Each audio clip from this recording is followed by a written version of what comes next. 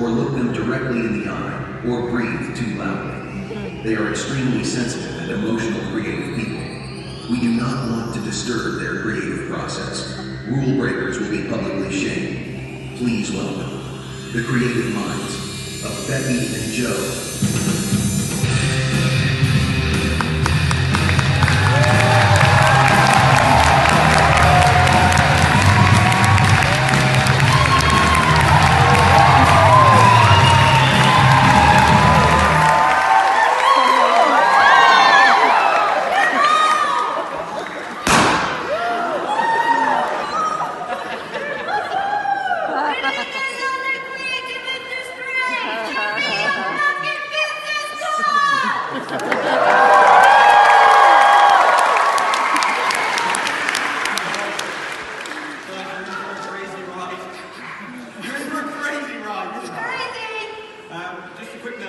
We can leave those teddies back at the end, and don't touch them too much for legal reasons, okay?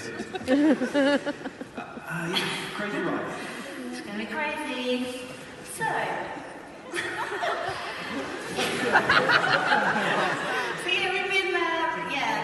we did a talk in Rotterdam, and it was quite cool. We've been posting about it online. We're super excited to be talking publicly. We don't often do it, but here we are, and we've received some awesome responses from our Rotterdam tour. Thanks, Corinne. The support. We make work like this: short films, music videos, and animations. Lots of handmade stuff, bright colours. We also do sort of commercials and bits and bobs for TV every now and again. But yeah, we're mainly going to be talking about this show, Don't Like Me, I'm Scared.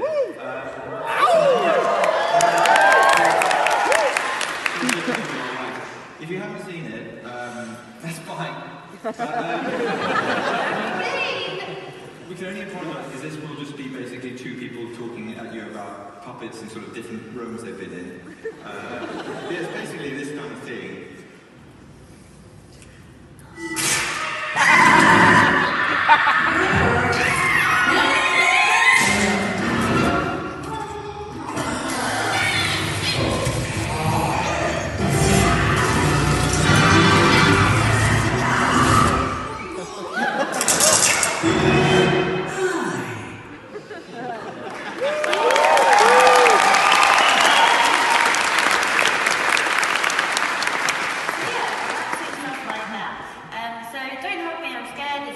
Series that we developed into a TV show, and today we want to talk to you about our journey from pathetic web series to a powerful TV show. That's right. Before we begin, we'd like to introduce you guys to the newest member of our team. He's a bit shy, but please give him a warm hand. Ladies and gentlemen, our new digital assistant, the Inspiration Child.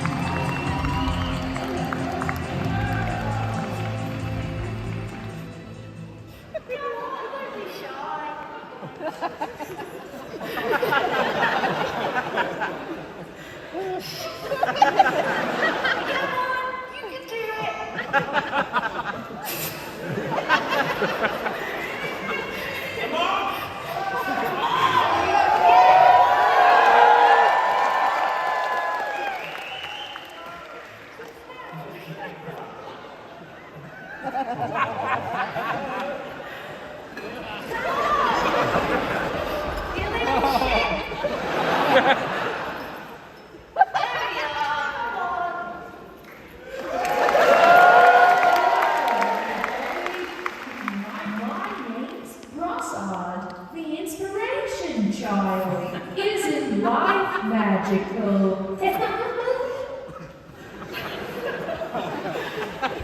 wow, look at him go, right?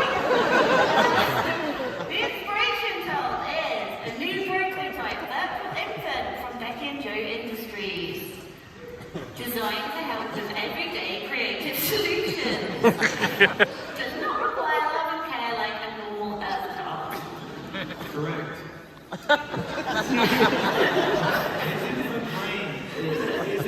digital brain is unburdened by the many stresses and worries that plague us and our creatives. Hence, he gives us all the power of a child's boundless imagination, without the boredom of having to raise a natural child. Ooh, you sound clever. Hey, where am I? It's very dark in here. It's some sort of digital dungeon. Well, you're at Playgrounds in Motion Festival in London, and it's a festival that celebrates creativity. Wow! Fantastic! Look around. I see so many creative, happy young people. And some people who work in advertising. Here, have a snack.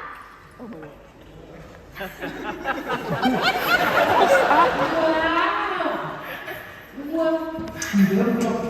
Yummy! Thanks, Mother. No, we are not your parents, silly. We are Becky and Joe, filmmakers and artists.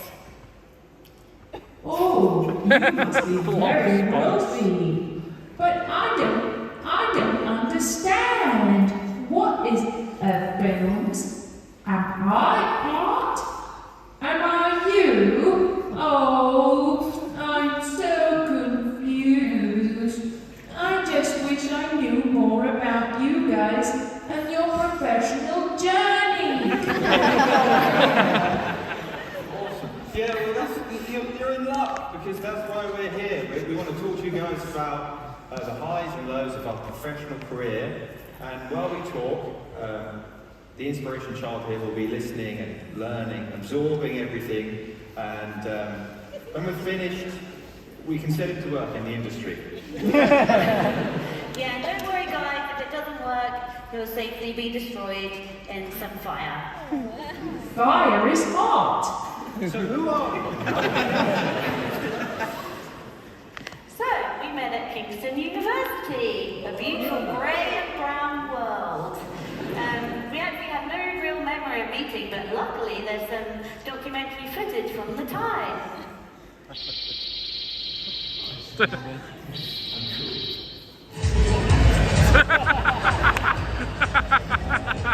Oh, hey, how you doing? Yeah, pretty cool. Personally, I'm really into arts and crafts right now. How about you? No way. Well, I can see you're a pretty interesting creative type.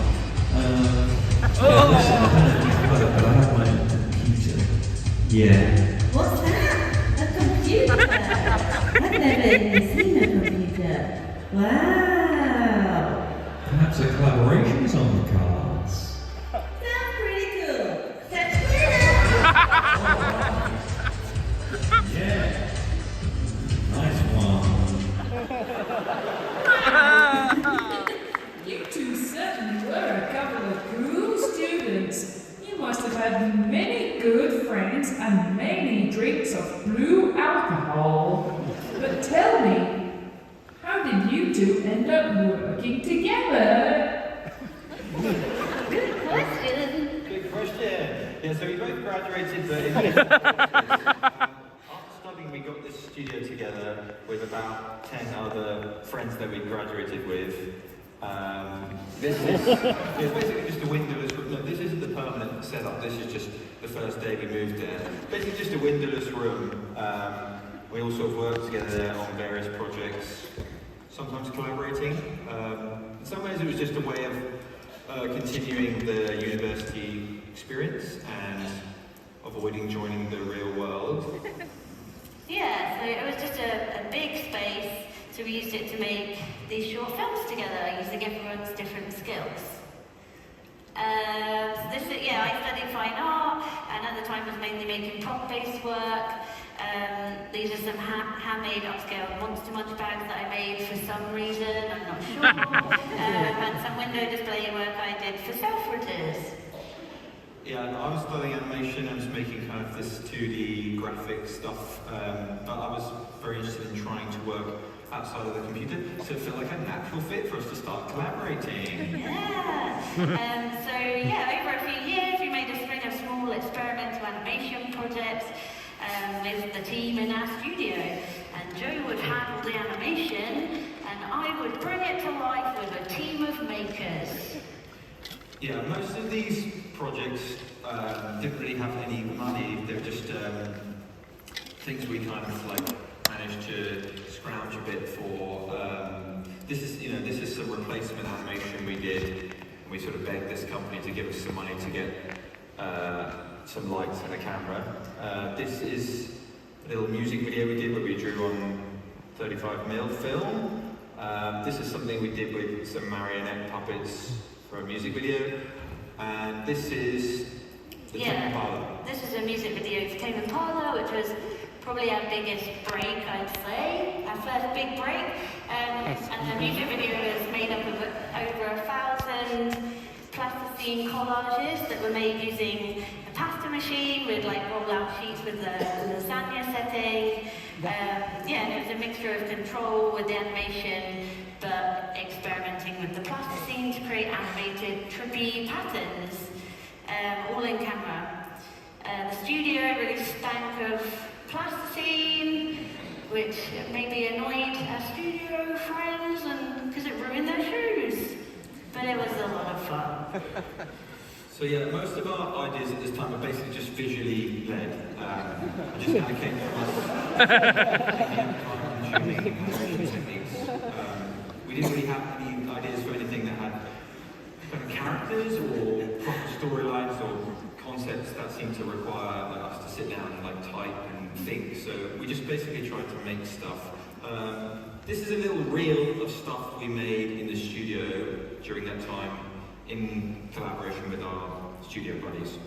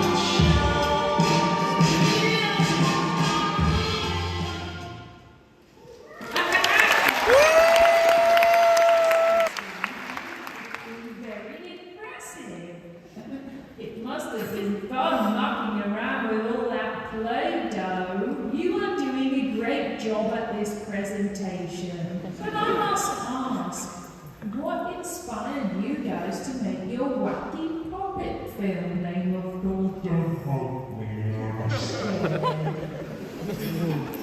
Another great question, Inspiration Child. Similar to other projects, we just wanted to make puppets, really. Thought it would be fun. These were the only designs that we did. Just a few sketches. I'm not really sure who that guy is on the top. But yeah, I just started to make these puppets with no real experience, and it was just an obsessive project I worked on in my spare time because I hated my waitressing job. But yeah, Red Guy was originally going to be like a weird little squid alien puppet thing, and then Joe just put it on his head one day, and we were like, hey, that looks cool. So yeah, Red Guy then became someone in a costume. Yeah, so we had this like bit of space in the studio that was kind of big enough just to make a little set. So we started building the set over a period of time, Becky just kind of adding to it. But we didn't really know what we were going to make with it, so it's kind of a strange way to work, really. Like, I suppose normally you would write a script and then draw some characters and build a set, but instead we decided to build a set and some characters with no script, so it was kind of it was a pretty dumb way to work. So we wrote and recorded this song, just so we had this idea of what we were actually going to make, and we roped in our friend Baker here on the right, who seemed to be kind of a genius at doing these like stupid kid show voices and coming up with like amazing lines. And he later went on to be our writing partner and co-creator after we convinced him to quit his teaching job. Yeah, so we filmed it over a really chaotic weekend, hired a bunch of lights and a camera, ended up melting the roof because we didn't know what we were doing, and like the fire brigade came at 2 a.m. to find us wafting a tablecloth covered in blood. So yeah, that's fun times. Happy birthday, Mike. He's in the audience, in the middle. That's Mike.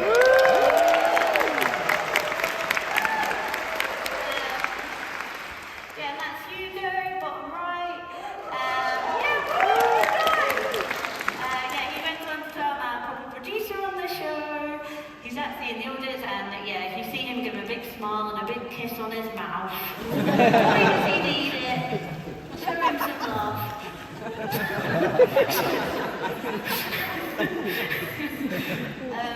So yeah, we somehow managed to finish the film, no real plan. We just put it on YouTube, and the views started trickling up, and then yeah, just got a call out of the blue from Sundance. Thought it was a prank call, but it wasn't, because here we are at Sundance.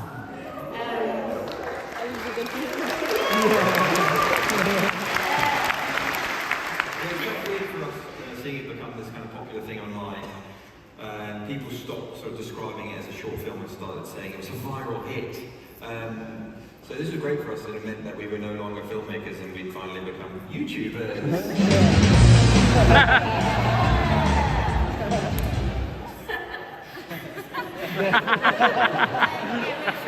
Really shocked by the online success, but we weren't really sure what to do next. So we thought, I know, let's just make loads more and repeat it over and over until all originality drains away. So at this point we'd actually started working with a production.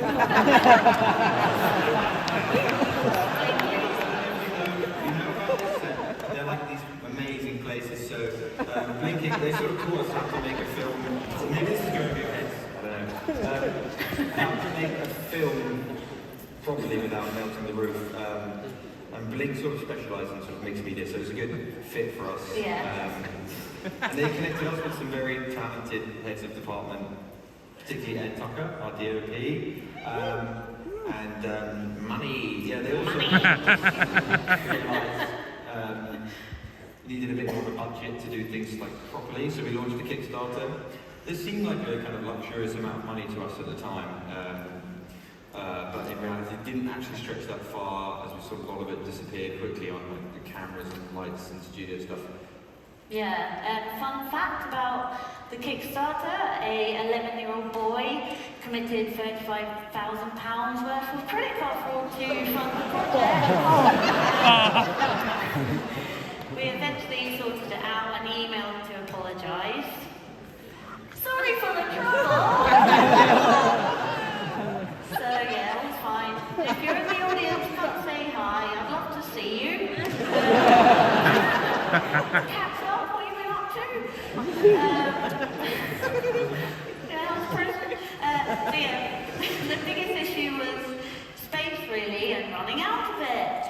we'd filled up our studio with all of our silly toys and needed a new space, and so began the basement years. Dun, dun, dun. So this is a basement/bin room that belonged to an ad agency in Shoreditch that kindly let us use it. It was, a large windowless space, which we quickly filled up with our stuff. Yeah, I guess we were kind of really lucky to have it in many ways, but it was very strange because every day or two somebody who'd come in to have a meeting with this ad agency kind of trying to make a new Colgate commercial would sort of stumble in and just sort of find us.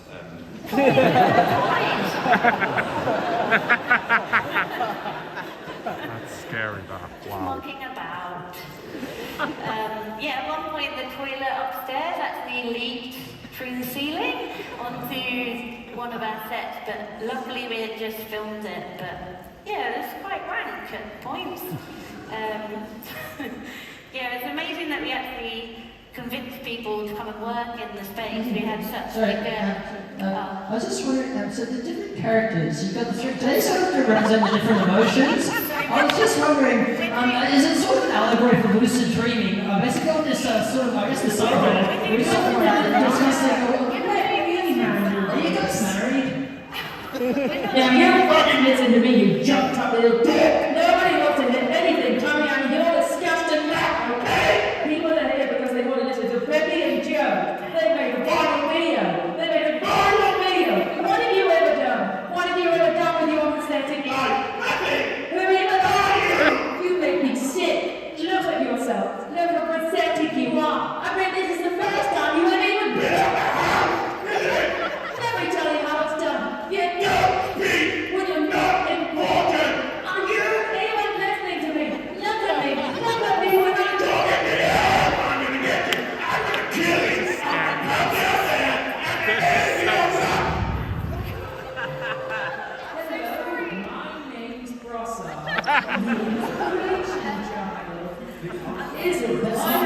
That's not how you should treat your fans. I'm so sorry. You're worse than John Lasseter. Have a t-shirt. Is this official merchandise? It's official stuff. The fabric's really good quality. It's not enough. What else have you got? And a really robot. Give us that. These are made ethically? Okay, fine. Just have the mustard.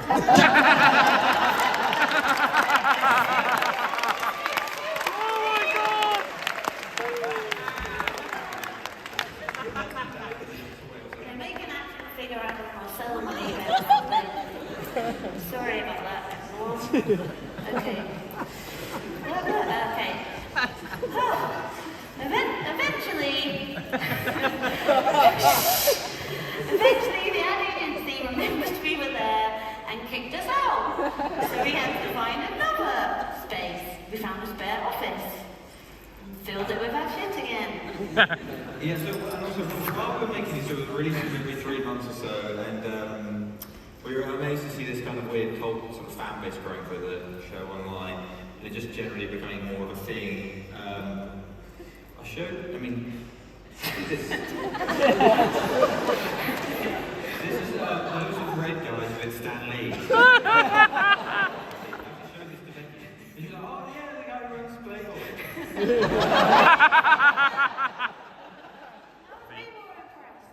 That's amazing. So the show has such an incredible fan base.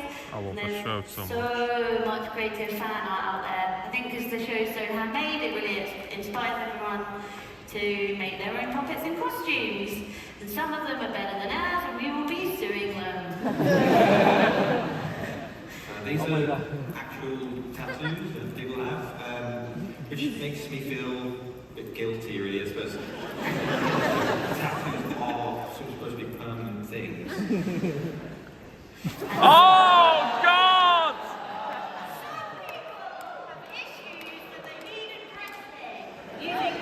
What the fuck? To act out their sick fantasies. Oh,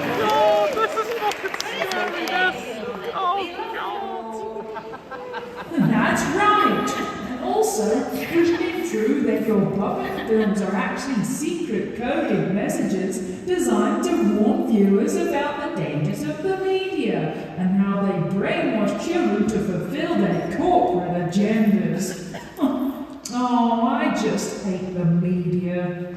Just like you. I hate the media too, my friends. This is another sort of Oh strange God, thing. not This this. is really sort of dissect and analyse the show and uncover some sort of conspiracy. Theory. For me, or Marxism, so this isn't really how we think about things. But it's great to have like an audience who like just want to dissect it that much. It means that we can put in all these weird little Easter eggs and know that they're going to find them.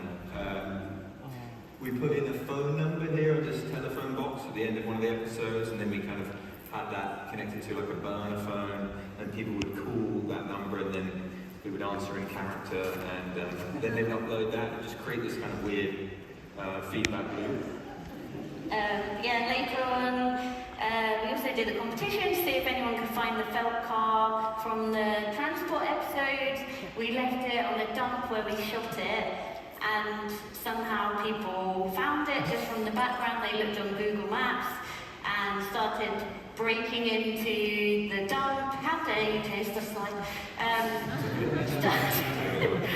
Yeah, basically broke into the dump, and it was very dangerous, and they had to destroy the car, and I had to tell everyone, please stop visiting the dump, it's dangerous.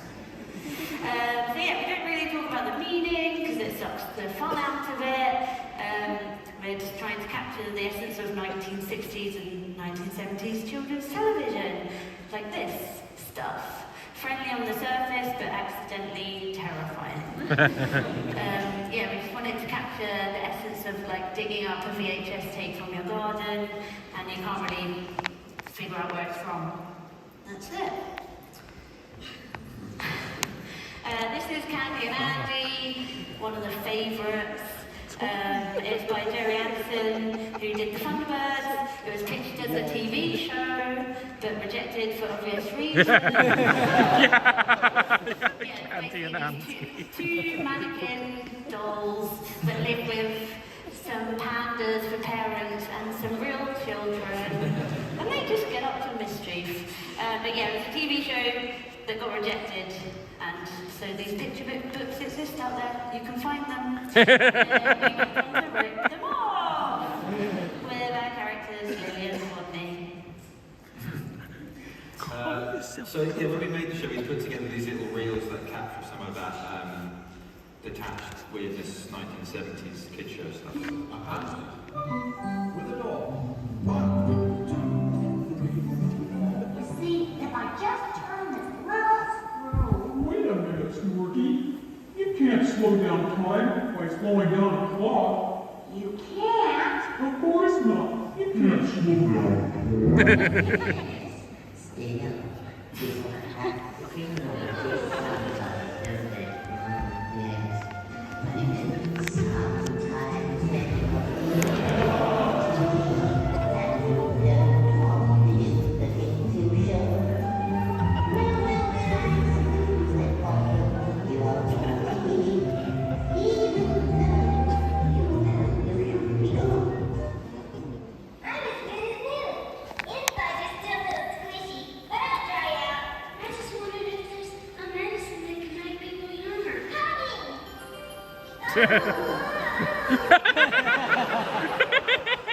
What's family name? His family name is Dog. Ah, but there's something different about Edward's name, isn't there? Lord Edward Dog. Oh, that's posh for you. And what do we know about Tracy? Let's have a look. Read it with me. Here we go. Tracy was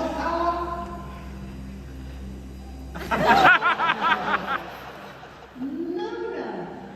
The word loner means alone, on your own, being by yourself a lot.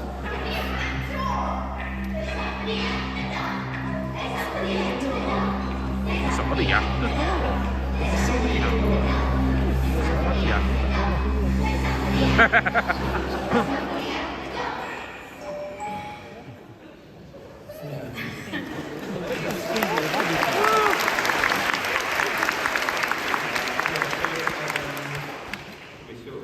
discuss any ideas about the meaning and just sort of write what we found funny and interesting. But we try to stick to these kind of basic rules. No references to pop culture, no names, no swearing, it's just rude, and as much detail. Yeah, there's something really funny about crazy amounts of details going into a very throwaway, stupid joke that's on screen for 2 seconds, and our producers hate it. So anyway, in 2016, we were given the opportunity to expand the show into a full half-hour pilot for TV with a company called Super Deluxe, who immediately went into liquidation. No way! A real TV show like The Family Guy. So you must be famous. Did you ever meet a celebrity like Charlie Chaplin or Roger Moore? And guys, please don't say lies to me. My eyes can see through your lies. Sadly, we didn't meet any celebrities because what we made wasn't really very good for a number of reasons. Yeah, of course, we were super excited. We scaled up the world, built a whole town called Clay Hill, added loads of new characters, and tried to make it more satirical, like South Park. Yeah, with a community of characters that would take on more topical subjects in each episode. But ultimately, the end result meant we felt like we had ironed out all of the weirdness. We'd lost all the, it'd become too conventional, we'd lost the claustrophobic vibe from the YouTube series. Yeah, we also kind of neglected the script, which is actually quite important. We were given a lot of advice about using the special circle. Don't know if you know the special circle. To apply the special circle stories, and these are useful, but I think we stuck very rigidly to them, and we were like, great, we've made a good show, but the end result just kind of a bit formulaic and conventional. So yeah, we made this pilot, and basically, we didn't really like it. Most people we showed it to didn't really like it. And now we get quite a few requests for us to release it, but the truth is, we're not allowed to, we don't legally own it. But, seeing as we Maybe did, just quickly. yeah.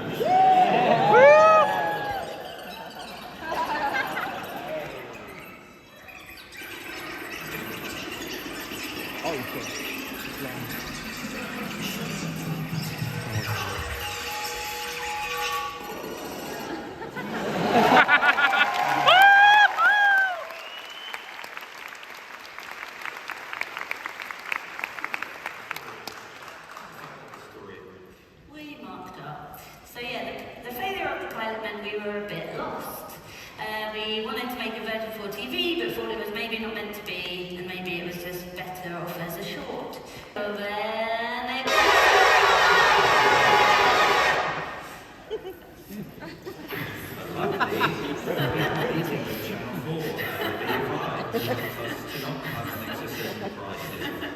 and they sort of helped us to see where we'd gone wrong and try to see where we could make a good version. And amazingly, they commissioned a full series. Congratulations, guys! It must have felt pretty good finally making it in the big time after spending so long playing with your rag dolls in the basement. How did it make you feel? Did it make you feel nice?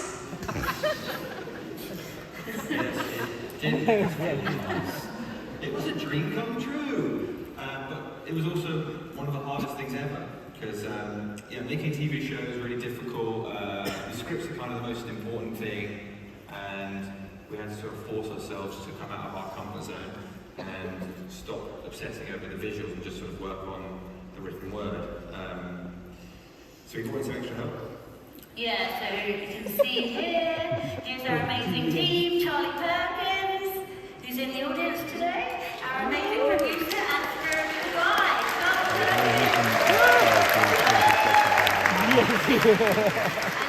Hopkins, so yeah. Turbo producer extraordinaire, and then Megan Gantz in the red, script editor, Sam Campbell, film comedian, and Baker Perry, co-creator. So yeah, the process started off super fun, but by the end we had just driven ourselves a bit insane with endless post-it notes and scribbles, lots of ideas, endless Zoom calls because it was during COVID, some of it, and final draft versions. That's just the jobs episode there. So yeah.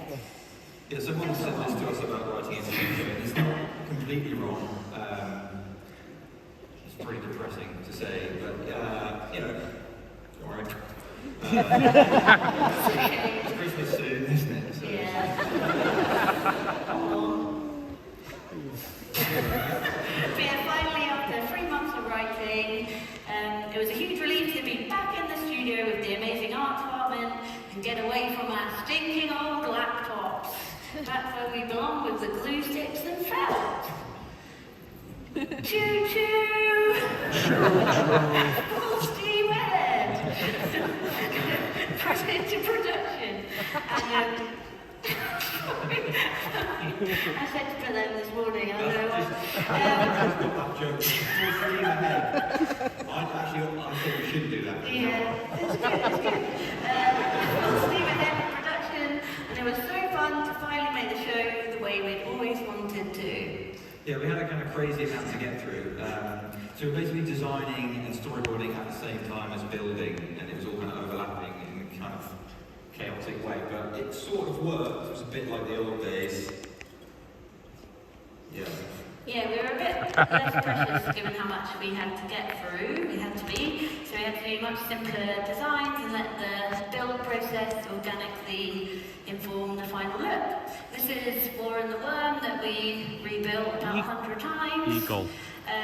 Some melty faces. Oh.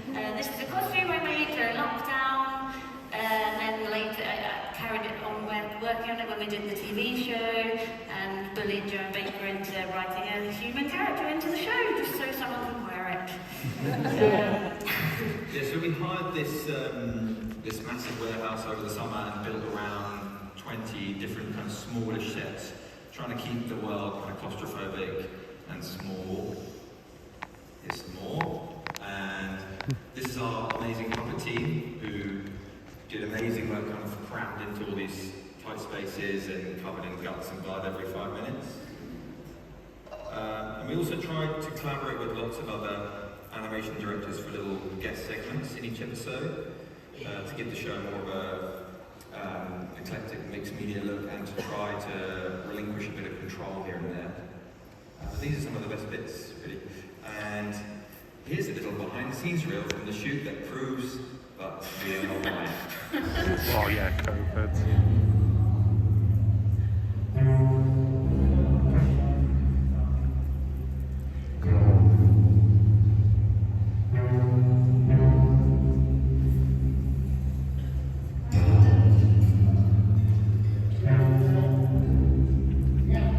Thank you, and roll playback.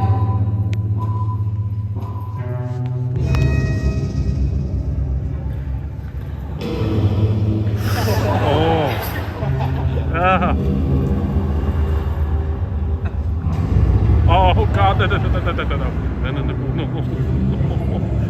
Wow! Wow!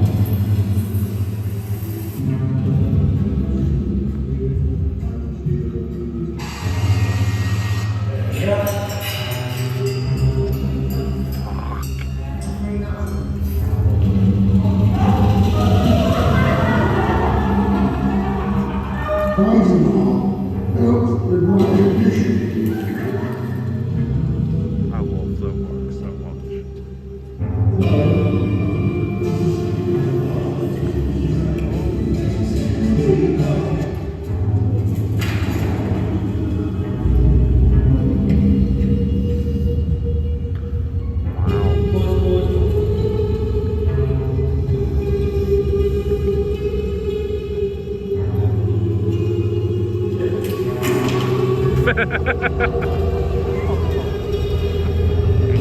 Famous.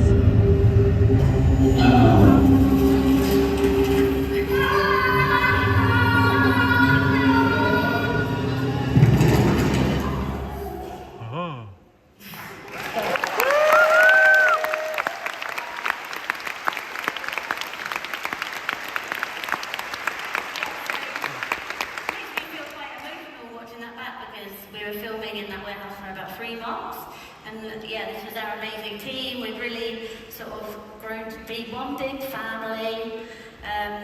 Everyone in this picture is such an insanely crucial cog in the Don't Hug Me, I'm Scared machine. We couldn't have done it without them. None of them really replied to our messages now, unlike us. We actually arranged a reunion party. But we'll try again next year. So after many months of post-production notes and edits, we finally finished our TV show.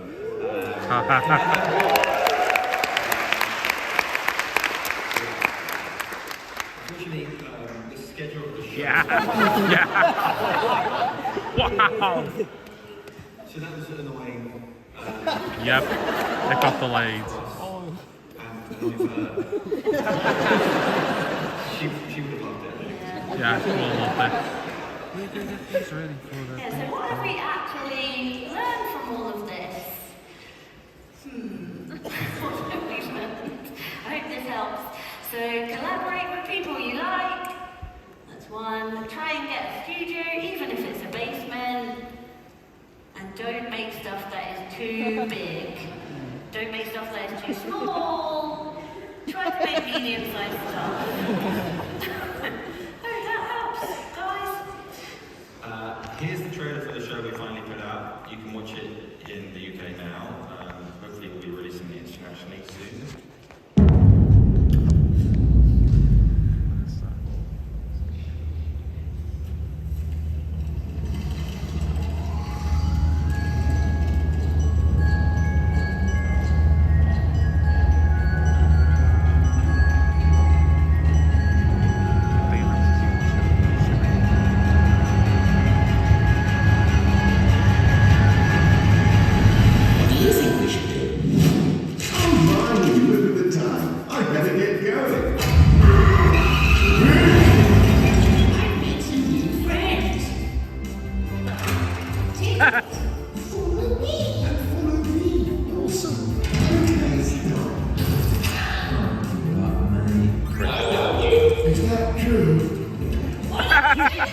Stay still.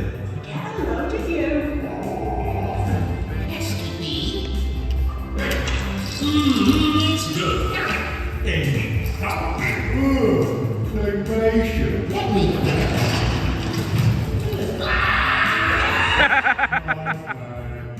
Wow.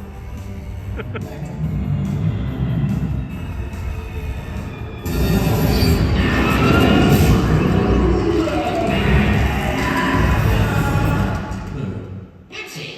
I've had enough of this place. Wow, what a twist. Okay, fine.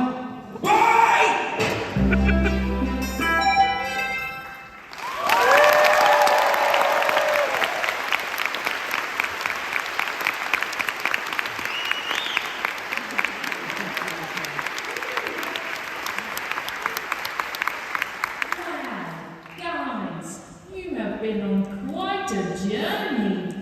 It's been a real lesson listening to you talk about your work here today. I suppose some people might say that you've just been doing the same thing over and over. Wow. You use silly voices, gimmicking songs, and brightly coloured characters to hide the fact that deep down you don't really have anything to say. But not me. I would never say something like that. In just fact, I would say something more like this. You're so inspiring to me.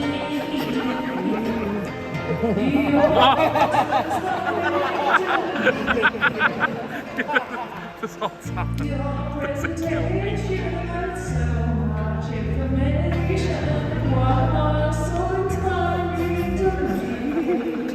Okay, that's enough. I love the rose, don't stay what you You're the number every single day. And you're so long, you're all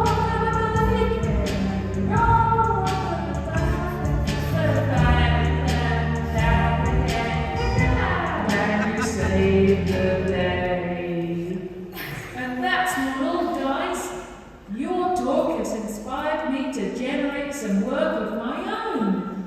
based on your funky style. Not AI. Check it out.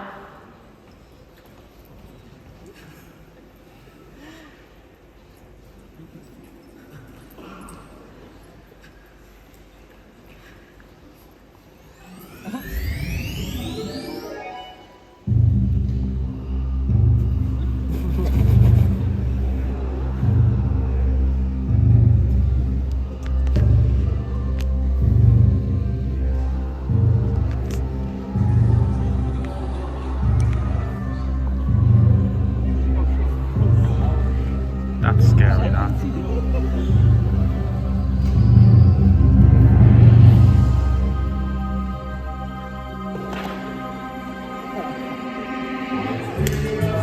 There's 3 of us. There's 3 of us.